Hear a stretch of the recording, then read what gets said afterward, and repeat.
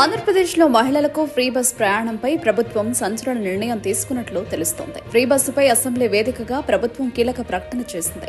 Free bus రాష్ట్రమంతా కాదన్న మంత్రి సంధ్యారాణి. ఉచిత బస్సు ప్రయాణం జిల్లాల వరకేనని మంత్రి సంధ్యారాణి స్పష్టం చేశారు. ఏ జిల్లాలోని మహిళలు ఆ జిల్లాలోనే ప్రయాణించాలని, వేరే జిల్లాకు వెళితే ఉచిత ప్రయాణం వర్తించదని తేల్చి చెప్పారు. తెలంగాణ, కర్ణాటకలో రాష్ట్ర వ్యాప్తంగా ఉచిత బస్సు ప్రయాణం అమలు చేస్తుండగా ఆ రాష్ట్రాల మాదిరి రాష్ట్ర వ్యాప్తంగా ఉచిత ప్రయాణం లేదని మంత్రి సంధ్యారాణి తెలిపారు.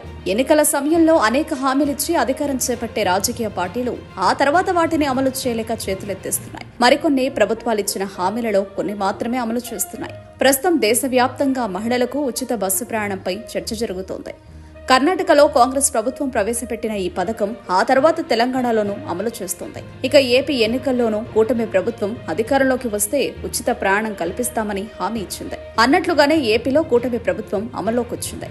అయితే ఇంతవరకు ఆ పథకాన్ని మాత్రం అమలు చేయలేదు. అయితే అసెంబ్లీలో మాట్లాడిన మంత్రి సంధ్యారాణి ఉచిత బస్సుపై చేసిన ప్రకటన ఇప్పుడు పెనుదుమారం రేపుతోంది.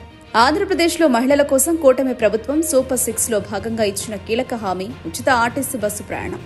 ఈ హామీల అమలుపై ప్రభుత్వం కసరత్తు చేస్తోంది. ఈ ఉగాది నుంచి అమలు చేసేందుకు కసరత్తు జరుగుతున్నట్లు తెలుస్తోంది. ఈ పథకం విధి విధానాలు అమలు అంశంపై మంత్రులతో కూడిన కమిటీ అధ్యయనం చేస్తోంది.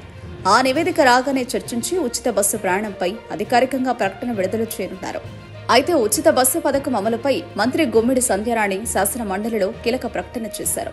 ఏ జిల్లా మహిళలకు ఆ జిల్లాలో మాత్రమే ఆర్టీసీ బస్సుల్లో ఉచిత ప్రయాణానికి అనుమతించాలని నిర్ణయించామని మంత్రి గుమ్మిడి సంధ్యారాణి మండలిలో ప్రకటన చేశారు. శాసన మండలిలో సూపర్ 6 పథకాల అమలును వైఎస్ఆర్సీపీ ఎమ్మెల్యే సూర్యనారాయణరాజు ప్రస్తావించారు.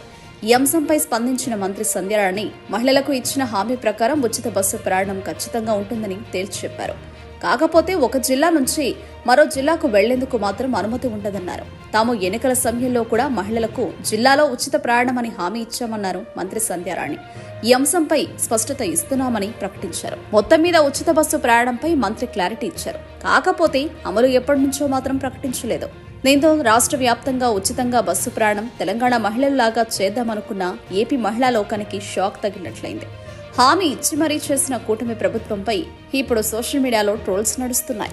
ఎమ్మెల్సీ గారి దగ్గరికి వెళ్ళి మాకు అన్నవరం వెళ్ళాలి, తిరుపతి వెళ్ళాలి, బస్సు లేదు అన్నారని. యాక్చువల్ గా అన్నవరం, తిరుపతి బస్సులు ఇస్తామని చెప్పలేదు అధ్యక్ష. ఏ జిల్లాలో మహిళలకి ఆ జిల్లాలో వెళ్ళడానికి, అంతేగాని విజయనగరం నుంచి అన్నవరం వెళ్ళడానికి, విజయనగరం నుంచి తిరుపతి వెళ్ళడానికి బస్సులు ఇస్తామని మేము చెప్పలేదు అధ్యక్ష. ఉచిత బస్ ప్రయాణం మహిళలకి ఉంటుంది ఖచ్చితంగా. కానీ మీరు ఇక్కడ నుంచి వేరే జిల్లాలో వెళ్ళడానికి కాదు అధ్యక్ష. అది క్లారిటీ మీకు ఇస్తున్నాను అంతే. Thank you.